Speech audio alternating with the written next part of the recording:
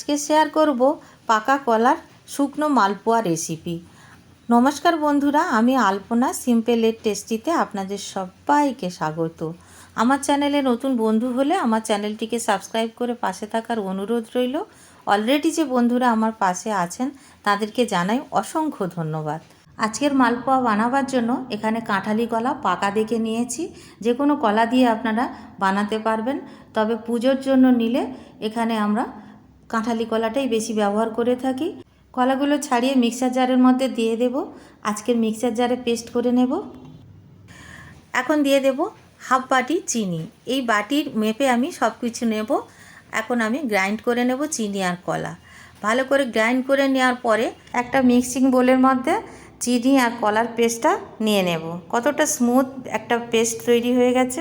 এখন কলা আর চিনির পেস্টটা দিয়ে তার উপরে আমি একই বাটির হাফ বাটি সুজি দিয়ে দিলাম, এক বাটি ময়দা দিয়ে দেব। একই বাটি মেপে আমি কিন্তু ময়দা দিচ্ছি। আর এখানে ওই একই বাটি মেপে এক বাটি দুধ নিয়েছি। আর দুধটা আমি একটু একটু করে দিয়ে মাখবো, কিন্তু তার আগে আমি মিক্সার জারে একটুখানি ওখান থেকেই দুধ নিয়ে একটু মিক্সার জারের মধ্যে দিয়ে এইভাবে একটু নাড়িয়ে নেব, কারণ অনেকটা পেস্ট থেকে গেছে চিনি আর কলার। তো এইভাবে নিয়ে আমি দিয়ে দেবো, তাতে একটুও নষ্ট হবে না। আর ওই বাটির থেকে, দুধের বাটির থেকে এবার আমি দুধগুলো ব্যবহার করতে শুরু করে দেব। আর যেমন যেমন লাগবে একটু একটু করে দিতে হবে, তাহলে কী হবে, ডালা হবে না বা কোনো লামস থেকে যাবে না। অল্প অল্প দুধ দেব আর এইভাবে মাখাতে থাকবো। আপনারা চাইলে জল দিয়েও কিন্তু এই কাজটা করে নিতে পারেন, বা গুঁড়ো দুধও কিন্তু ব্যবহার করতে পারেন। খুব ভালো করে এইভাবে মেশাতে থাকবো। যত ভালো করে মেশাবো পিঠাটা তত ভালো হবে। একটু আমি আরও দুধ দিয়ে দিলাম। এইভাবে আমি দিতে থাকবো, তবে ওই এক বাটি দুধ ব্যবহার করব আর আপনাদের দেখিয়ে দেব পুরোটা লাগলো কি না লাগলো। এখন ঢাকা দিয়ে রেখে দিয়েছি, দুধও কিছুটা আছে। 30 মিনিট রেস্টে রাখার পরে আমি দেখে নেব যে কতটা ব্যাটারটা ফুলেছে। কেন কি সুজি ছিল আর চিনিও ছিল, চিনি গলবে সুজি ফুলবে, সেই রকম অবস্থাতে কতটা থাকে সেটা দেখে নিতে হবে। আর এখন কিন্তু খুব অল্প অল্প করে দুধ দিয়ে ব্যাটারটাকে রেডি করতে হবে। আর বন্ধুরা, এই রকম যখন ব্যাটারটা আমরা তৈরি করব তখন কিন্তু একটুও বেকিং সোডা বা বেকিং পাউডার দেব না। বেকিং সোডা, বেকিং পাউডার কোনোটাই দেবার প্রয়োজন হবে না যদি আমরা অল্প অল্প করে দুধ দিয়ে এইভাবে ফেটাতে থাকি।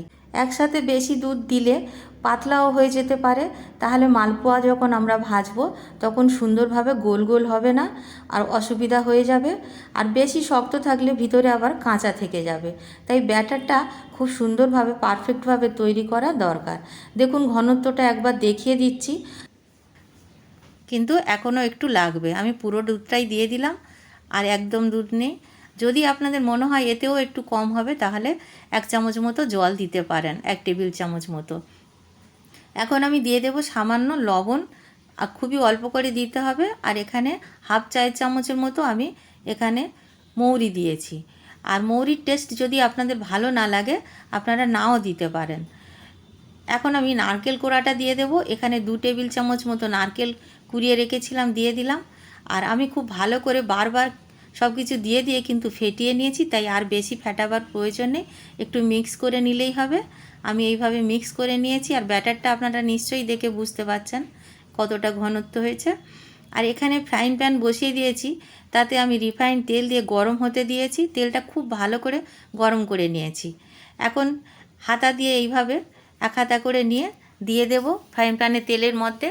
আর দিয়ে এইভাবে উল্টো দিকটা হাতা দিয়ে একটু একটু করে ফ্ল্যাট করে দেব। দিলে এইভাবে ধার থেকে ফুলতে থাকবে। আর একটা ঝাঁঝরি দিয়ে আমি এইভাবে তেলটাকে ওপরে দিচ্ছি। দেখুন কতটা সুন্দরভাবে ফুলে গেছে। যেটা ফুলে গেছে উল্টি দিয়ে এইভাবে সাইড করে দেব, দিয়ে আর একটা দিয়ে দেব। এইভাবে আমি ভেজে নেব, তাতে খুব তাড়াতাড়ি হবে। আপনারা চাইলে কড়াইতে করতে পারেন, তবে কড়াইয়ের থেকে আমার মনে হয় ফ্রাইং প্যানে খুব ভালো সুবিধা হয়। একসাথে 2-3টে করে ভেজে নেওয়া যায়। আর দেখুন সবগুলো কিন্তু খুব সুন্দরভাবে ফুলবে। আগেরটা হয়ে গেছে, আমি তুলে নিলাম। এখন সেকেন্ডটা আমি এইভাবে উল্টিয়ে দিলাম, দিয়ে সাইড করে দিলাম। আবারও একটা এইভাবে সাইড করে দিয়ে দেব, দিয়ে এইভাবে চামচের উল্টো দিক দিয়ে একটু সমান করে দেব। সুন্দরভাবে ফুলবে এইভাবে যদি আমরা তেল দিতে থাকি। আপনারা দেখে নিশ্চয়ই বুঝতে পারছেন আমি এইভাবে সবগুলো ভেজে নিচ্ছি। আর দেখুন কত সুন্দর ফুলছে। একটু নাড়াচাড়া করে এইভাবে সাইড করে দিয়ে আর একটা দিয়ে দেব। বন্ধুরা, ভিডিওটি যদি ভালো লাগে একটা লাইক দিয়ে দেবেন। আমার চ্যানেলে নতুন বন্ধু হলে প্লিজ একটা সাবস্ক্রাইব করে দেবেন। তো বন্ধুরা, এই রকম পিঠা কিন্তু আমাদের মনসা পুজোর দিনে বানানো হয়, রাতে বানানো হয়, পরের দিন খাওয়া হয়, তার পরের দিনেও কিন্তু খুব সুন্দর নরম থাকে, ফ্রিজ ছাড়া খুব সুন্দর থাকে, নষ্ট হয় না। আর এইভাবে আমি সবগুলো ভেজে নিচ্ছি। আপনারা এই মনসা পূজাতে অবশ্যই একবার ট্রাই করবেন এইভাবে, খুবই সুন্দর খেতে লাগে আর খুব টেস্টি হয়। আর কতটা নরম হয়েছে দেখুন বন্ধুরা। মনসা পূজাতে এই পিঠা সবাইকেই বানাতে হয়। একটা আমি কেটে আপনাদের দেখাচ্ছি ভিতরটা কেমন হয়েছে। দেখুন কতটা নরম, একদম সফট হয়ে গেছে আর একদম জালিদার হয়েছে। আর ভিতরটা দেখুন কতটা ভালো ফুলেছে, একদম একটা পকেট তৈরি হয়ে গেছে। এই দারুণ স্বাদের রেসিপিটা একবার বাড়িতে ট্রাই করবেন। আর যদি রেসিপি ভালো লাগে একটা লাইক দিয়ে দেবেন। আর নতুন বন্ধু হলে সাবস্ক্রাইব করতে ভুলবেন না যেন। আজকের এই পর্যন্ত, দেখা হবে পরের ভিডিও নতুন কোনো রেসিপির সঙ্গে।